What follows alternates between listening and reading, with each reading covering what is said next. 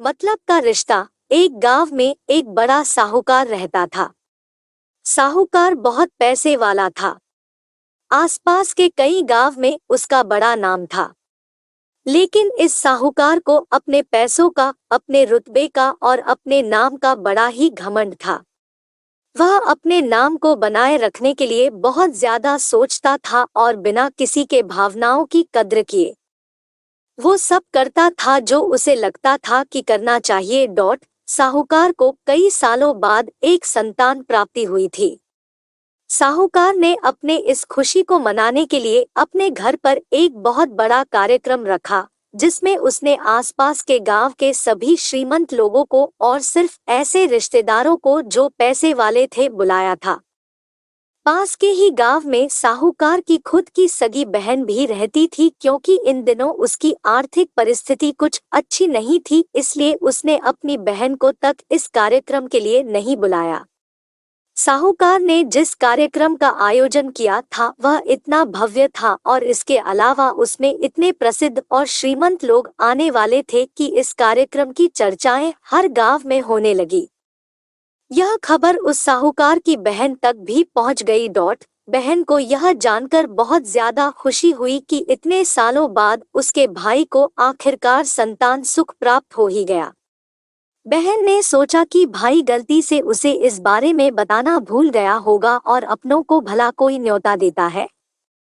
भोली बहन ने अपने भाई के यहाँ उस कार्यक्रम में जाने की तैयारियां शुरू कर दी।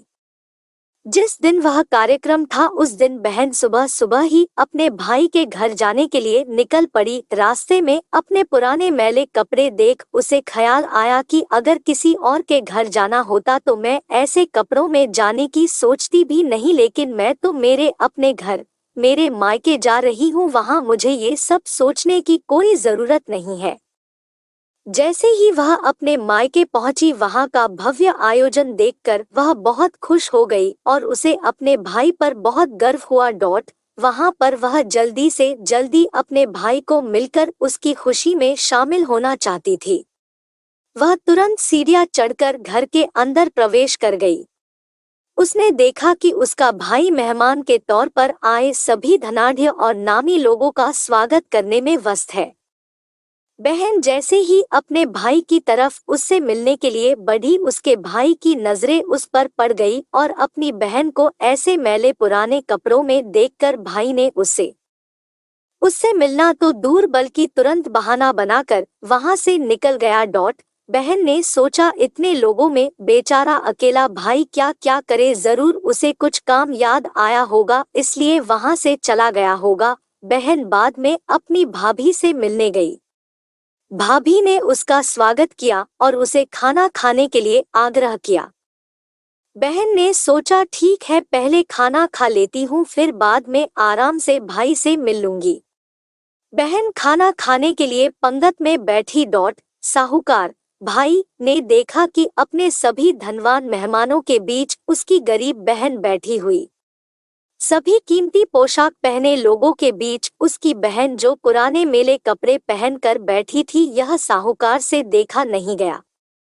उसने अपनी बहन को अपने पास बुलवाया, भला बुरा सुनाया और वहां से जाने के लिए बोला। बहन ने अपने सपने में भी नहीं सोचा था कि उसके साथ कभी ऐसा व्यवहार भी हो सकता है, और वह भी उसके खुद के मायके में। अपना अपमान होने के बाद बहन तुरंत अपने घर ससुराल जाने के लिए चल पड़ी। बहन इस बात को पचा ही नहीं पा रही थी कि उसके अपने भाई ने उसके साथ इतना बुरा व्यवहार किया। उसकी आंखों से आंसू नहीं थम रहे थे। रास्ते में उसे अपनी पुरानी दोस्त मिली। उस दोस्त ने उसे रोने का कारण पूछा।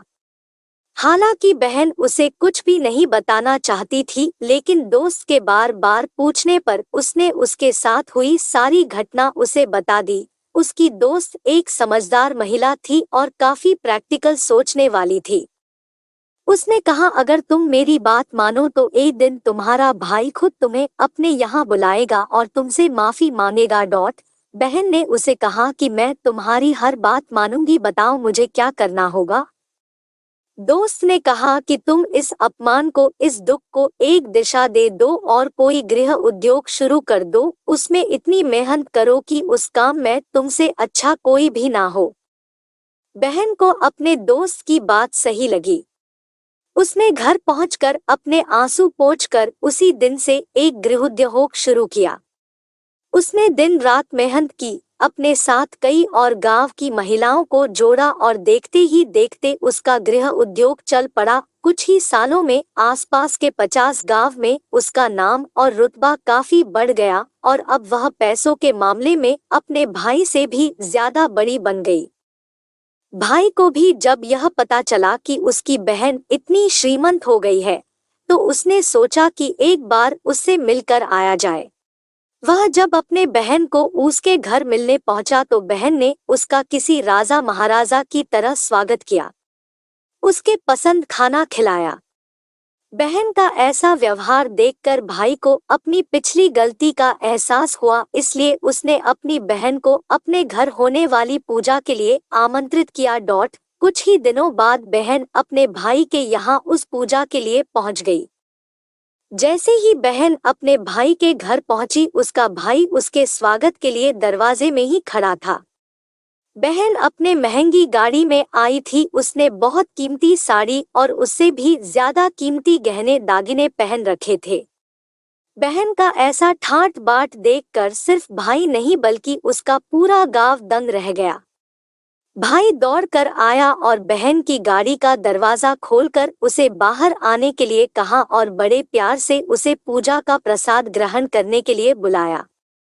बहन को इस बार 12 पकवान परोसे गए थे। चांदी की थाली में उसे खाना दिया गया था, वह साथ में एक सोने की चम्मच भी रखी गई थी। उसके बैठने के लिए बेशकीमती पाट रखा गया था। बहन को यह सब देखकर उसके वह पुराने दिन याद आ गए जब भाई ने उसे बिना खाना खिलाए ही भला बुरा कहकर वापस लौटा दिया था। बहन खाना खाने के लिए तो नहीं बैठी, लेकिन उसने अपने सारे कीमती दाग दागिने और जेवर उतारकर उस थाली के सामने रख दिए और खाने में से कुछ निवाले उन दाग दागिना पर रख दिए। बहन का ऐसा व्यवहार देखकर सभी हैरान थे। किसी को नहीं समझ में आ रहा था कि बहन ऐसा क्यों कर रही है, आखिर वह क्यों उन जेवरों को खाना खिला रही है। जब सभी ने उससे पूछा कि वह क्यों ऐसा कर रही है, तब बहन ने सबके सामने बताया कि आज जो उसका इतना मान सम्मान हो रहा है वह दरअसल उसका नहीं, उसके इन्हीं कीमती दाग दागिनों और कपड़ों का हो रहा है।